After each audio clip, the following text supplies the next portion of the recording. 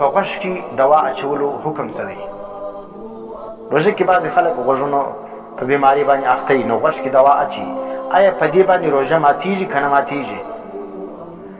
نو دلته دوې مسلې دي. یو مسله دا ده سړی غسل کوي، اوبه غوږ له ولاړې سي، څه معنا اوبه په وخت د غسل کې غوږو له ننوځي، نو آیا په اوبو باندې د اوبه چې خپله ولاړې غوږو لره آیا په دې باندې روزه ماتیږي که نه ماتیږي؟ دا باندې روزه نه ماتیږي، وینې چې خپله ولاړ سي. او یو دا دی سړی په کستې کار په غوږو کې اوبه اچوي، نو په کستې کار که چا په غوږو کې اوبه اچولې په دې کې اختلاف دی.